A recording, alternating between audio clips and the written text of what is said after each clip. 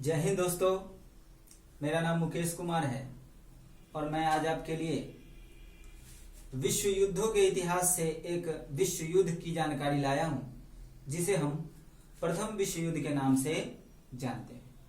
आप जानते हैं कि अभी तक विश्व में 2 बार विश्व युद्ध हो चुके हैं।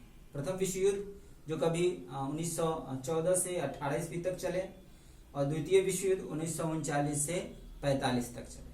तो द्वितीय विश्व युद्ध प्रथम विश्व युद्ध की ही परिणति मानी जाती है, मतलब कि प्रथम विश्व युद्ध के ही तार द्वितीय विश्व युद्ध में क्या हुए हैं, जुड़े हुए। तो आइए हम प्रथम विश्व युद्ध को समझने का क्या करते हैं, प्रयास करते हैं। तो आइए शुरू करते हैं। प्रथम विश्व युद्ध, आप जानते हैं इसके बारे में कि प्रथम विश्व युद्ध की जो शुरुआत हुई थी वह 1914 ईस्वी में हुई थी और ये कब तक चली थी, 1918 ईस्वी तक चली थी। मतलब कितना वर्ष चली, लगभग तो 4 वर्ष तक चली। कितना वर्ष चली, 4 वर्ष तक चली। और कितने देशों ने इस युद्ध में भाग लिया था, तो इस युद्ध में लगभग 37 देशों ने क्या किया था, भाग लिया था। और यह युद्ध जो हुआ था, यानी यही नहीं, दोनों विश्व युद्ध जो हुए थे खास तौर से किसकी धरती पर हुई थी, तो यूरोप में हुई थी। कहां हुई थी, यूरोप महादेश में हुई थी। अब हम ये समझने का प्रयास करते हैं कि आखिर ये युद्ध क्यों हुए और किन किन गुटों के बीच हुए, क्योंकि आपको पता है कि यह युद्ध 2 गुटों के बीच हुआ था। कौन कौन गुट के बीच हुआ था, तो मित्र गुट के बीच हुआ था और धुरी गुट के बीच हुआ था। तो ये जो युद्ध हुआ था उससे पहले हम लोग चलते हैं, जहां से हम ये समझने का प्रयास करेंगे कि यह गुट आखिर क्यों बटा, क्यों बना और दोनों के बीच आखिर किस तरह से संबंध खराब होते चले गए। तो आइए शुरू करते हैं। दोस्तों, जब हम जर्मनी का एकीकरण पढ़ेंगे तो वहां पे हम ये पढ़े होंगे, आपको याद भी होगा कि बिस्मार्क जो रक्त और लौह की नीति से जाना जाता है और जर्मनी का एक मसीहा के रूप में भी जाना जाता है, जिनके नेतृत्व में ही कभी जर्मनी का क्या हुआ था, एकीकरण हुआ था। और एकीकरण के दरमियान ही जर्मनी ने फ्रांस को हराया था और फ्रांस ने जो जर्मनी के 2 प्रदेश छीने हुए थे, कौन, ऑल्सेस और लॉरेन। फ्रांस जो ऑल्सेस और लॉरेन जर्मनी के छीने हुए थे, वो प्रदेश पुनः फिर जर्मनी ने एकीकरण के समय क्या कर लिया, छीन लिया। और उसके सार और रूर प्रदेश को भी क्या कर लिया, जर्मनी ने छीन लिया। मतलब पहले फ्रांस इसके 2 प्रदेश को छीने हुए था और जब एकीकरण के समय जर्मनी बिस्मार्क के नेतृत्व में फ्रांस से युद्ध किया तो अपने प्रदेश यानी ऑल्सेस और लॉरेन प्रदेश को तो छीन ही लिया, साथ ही साथ फ्रांस के सार और रूर प्रदेश को भी क्या कर लिया, छीन लिया। तो यहां से कहानी दोनों के बीच जो है एक दुश्मनी भरी कहानी शुरू होती है और वो 1914 में एक विकराल रूप धारण कर लेती है। तो अब देखते हैं कि विश्व युद्ध के समय कौन सी जो घटनाएं हैं वो दोनों गुटों को एक दूसरे से क्या कर रही है, जला रही है। तो देखते हैं, पहला जो घटना है वो है औद्योगिक क्रांति। जी हाँ, औद्योगिक क्रांति। अब वस्तुएं हाथ से न बन के किससे बनने लगी है, मशीनों से बनने लगी है, क्योंकि तकनीक इतना विकसित हो गया है कि जिसके वजह से विभिन्न क्या बन गए हैं, मशीन यंत्र बन गए हैं। और इस औद्योगिक क्रांति में सबसे पहले सफलता किसने प्राप्त किया है, तो इंग्लैंड ने प्राप्त किया है। औद्योगिक क्रांति सबसे पहले कहां शुरू हुई, तो इंग्लैंड में शुरू हुई, सफल हुई। क्यों, क्योंकि औद्योगिक क्रांति को चलने के लिए उद्योग को कच्चा माल चाहिए और तैयार वस्तु को बिकने के लिए एक अच्छा क्या चाहिए, बाजार चाहिए। और दोनों ही संसाधन किसके पास उपलब्ध थे, इंग्लैंड के पास उपलब्ध थे। और उसके बाद आप देखेंगे कि औद्योगिक क्रांति के क्षेत्र में लगभग मित्र गुट के जो देश हैं सब औद्योगिक क्रांति में काफी क्या हो चुके थे, विकसित हो चुके थे। मतलब इंग्लैंड, फ्रांस, रूस और अमेरिका भी औद्योगिक क्रांति में काफी क्या हो चुके थे, विकसित हो चुके थे। इनकी उत्पादित वस्तु पूरे विश्व में क्या होती थी, बिकती थी।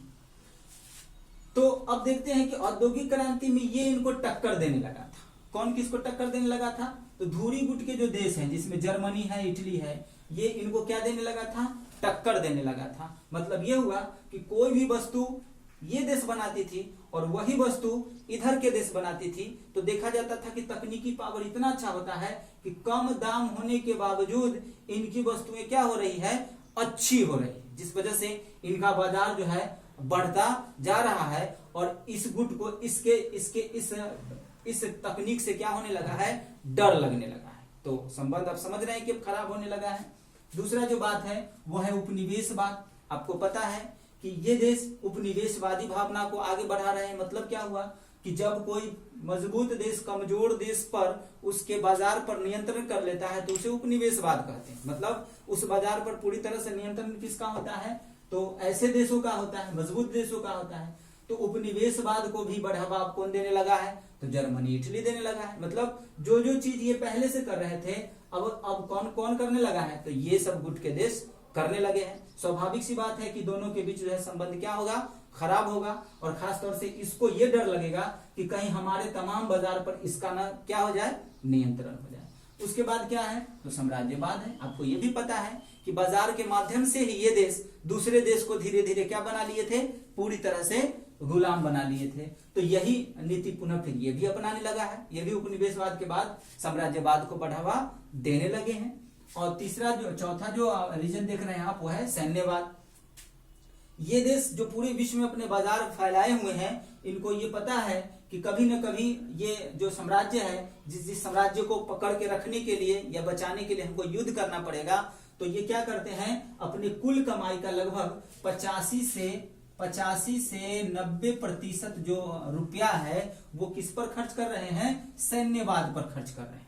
किस पर खर्च कर रहे हैं, सैन्यवाद पर कर रहे हैं, जिसमें वायुयान बनाने से लेके विभिन्न गोला बारूद बनाने से लेके विभिन्न पनडुब्बियां बनाने पर ये क्या कर रहे हैं, खर्च कर रहे हैं। तो यही चीज पुनः फिर कौन कर रहा है, ये कर रहा है। इसने भी तमाम क्षेत्र में जो है इसको क्या दे रहा है, टक्कर दे रहा है। इधर से इंग्लैंड, जिसमें जल शक्ति में इंग्लैंड का विश्व में अभी तक कोई जोड़ा नहीं है, लेकिन जर्मनी ने ऐसे ऐसे जहाज बनाए हैं जिसके सामने इसका तकनीक क्या हो गया है, फीका पड़ गया है। अब यहाँ पे देखेंगे इसके एक उग्र रूप को, वो हम बाद में डिस्कस करेंगे। तो अब हम यहाँ ये समझते हैं कि इधर के एक जो इस देश के जो राजा है वो है आर्कड्यूक फर्डिनेंड। ऑस्ट्रिया के जो राजा है वो आर्कड्यूक फर्डिनेंड है, जो अपने रानी के साथ इधर से इस गुट के तरफ आए। कहाँ आए, इस गुट के तरफ आए। वो कहाँ आए, तो सेराजेवो में आए। सेराजेवो है बोस्निया की राजधानी। सेराजेवो क्या है, बोस्निया की राजधानी है, जहां पे इनके राजा रानी की क्या हो गई, हत्या हो गई।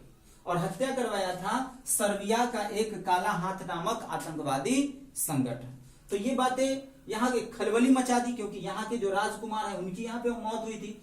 तो ऑस्ट्रिया ने सर्बिया को कहा कि भाई वो हमको कातिल चाहिए, और न जाने कई तरह के इसने आदेश जारी किया कि वो हमको चाहिए, नहीं तो पुनः फिर अंजाम क्या होगा, बुरा होगा।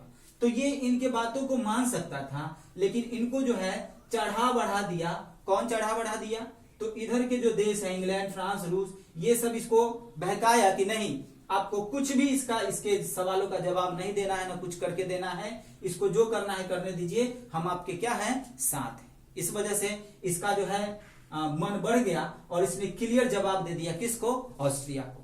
और एकीकरण के समय आप समझ सकते हैं कि सबसे ज्यादा जो शक्तिशाली था वो कौन था, ऑस्ट्रिया ही था। तो वही ऑस्ट्रिया इस बात को अपने अपमान की तरह समझा और उसने 1914 ईस्वी में ही इसके खिलाफ, यानी ऑस्ट्रिया ने सर्बिया के खिलाफ क्या कर दिया, युद्ध का घोषणा कर दिया।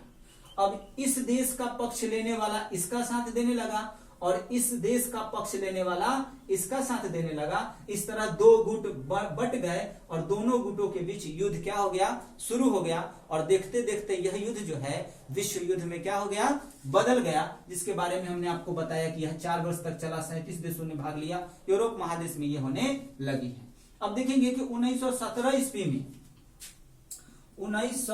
ईस्वी में अमेरिका क्यों जो है इसमें भाग लिया है, किसके तरफ से, तो मित्र गुट के तरफ से।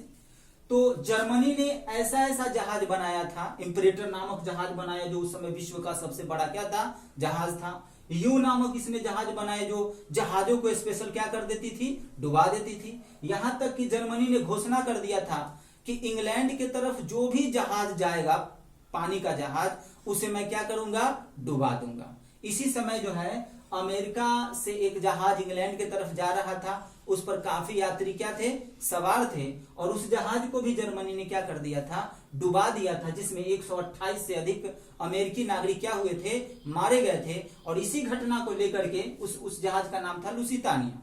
इसी घटना को लेकर के अमेरिका जो है युद्ध का ऐलान कर दिया, किसके विरुद्ध, धूरी गुट के विरुद्ध यानी जर्मनी के विरुद्ध, और किसके तरफ से, मित्र गुट के तरफ से। शुरू में तो ये देखा गया कि यह गुट इस गुट पर काफी भारी पड़ रहा है, लेकिन अमेरिका के आ जाने से, अमेरिका के साथ अन्य कई देशों के आ जाने से मित्र गुट काफी क्या हो गया, मजबूत हो गया, और इसने जो है धुरी राष्ट्र को क्या कर दिया, हरा दिया। जी हाँ, आप जानते हैं कि प्रथम विश्व युद्ध में मित्र राष्ट्र यानी मित्र गुट की क्या हुई थी, जीत हुई थी, और हारा था कौन, धुरी राष्ट्र हारा था। और इधर से जो नमक हरामी करने वाला जो देश था वो कौन था, तो इटली था। वो कौन था, इटली था, क्योंकि इटली को लगा कि इधर से हम न लड़के किधर से लड़े, तो इधर से इसने लड़ाई लड़ी थी। अब हम देखेंगे कि क्या हुआ है, तो हारे हुए देशों के साथ क्या हुआ है, अपमानजनक संधि हुआ है। विभिन्न देश जो हारे हैं सब पर अपमानजनक संधि हो रहा है, और सबसे जो महत्वपूर्ण संधि हमको जानना है वो है वर्साई की संधि, जो किसके साथ हुआ था, जर्मनी के साथ हुआ था। मित्र राष्ट्रों का ये सोच था कि जर्मनी ही इस इतने बड़े युद्ध का क्या है, जिम्मेवार है। जर्मनी के पास न ताकत होता, न वो हम लोगों को युद्ध के लिए चुनौती देता, तो पुनः फिर क्यों न जर्मनी को इतना कमजोर कर दे कि पुनः फिर उसे हमारे प्रति जो है लड़ने की कोई सोच ही ना आए। इसी के वजह से कहा गया कि इसी संधि में युद्ध में सारा जिम्मेवार किसको ठहराया गया, तो जर्मनी को ठहराया गया। युद्ध का सारा जिम्मेवार किसको ठहराया गया, जर्मनी को ठहराया गया। जर्मनी के साथ किया गया वर्साई की अपमानजनक संधि, और उस संधि में जर्मनी को कहा गया कि आपको जुर्माना देना होगा 6 अरब 10 करोड़ पाउंड की एक बड़ी राशि, जो काफी बड़ी राशि थी। दूसरा कि जुर्माना से ही बात नहीं बना, उसको कहा कि सैन्य क्षेत्र पर आपको अंकुश लगाना होगा। जल सैनिक हो, थल सैनिक हो या वायु सैनिक हो, आपको एक निश्चित मात्रा में ही बनाने होंगे, और विभिन्न जो आप बंदूक मिसाइल वगैरह जो बनाइएगा वो भी आपको एक सीमित मात्रा में बनाने होंगे, क्योंकि इसको पूरी तरह से पंगु बना दिया गया है। पंगु इसलिए बना दिया गया है कि अगर यह पुनः फिर अच्छा से तैयार हो जाएगा, मजबूत हो जाएगा, तो पुनः फिर ये क्या करेगा, युद्ध करेगा। अब युद्ध खत्म हो गया है। युद्ध के समय अमेरिकी जो राष्ट्रपति थे वो वुडरो विल्सन थे, जिसके अथक प्रयास से यह युद्ध खत्म हुआ, और जोर दिया गया कि क्यों न एक ऐसा संस्था का गठन किया जाए जो ऐसे युद्ध पर क्या रखे, नियंत्रण रख सके। तो ऐसे ही संस्था का नाम था उसका राष्ट्र संघ। क्या था नाम, राष्ट्र संघ, जिसका काम ही था कि अंतरराष्ट्रीय शांति को बना के रखना। लेकिन आपको पता है कि यह भी असफल हुआ, जिसके चलते ही कौन सा युद्ध होगा, द्वितीय विश्व युद्ध होगा। तो ये था विश्व युद्ध से संबंधित कुछ जानकारी। उम्मीद करता हूं कि ये वीडियो आपको अच्छा लगा होगा तो लाइक करिए, कमेंट्स करिए, हमारी कमियों को बताएं। अगले टॉपिक में हम द्वितीय विश्व युद्ध को आपको समझाने का प्रयास करेंगे। तब तक के लिए धन्यवाद।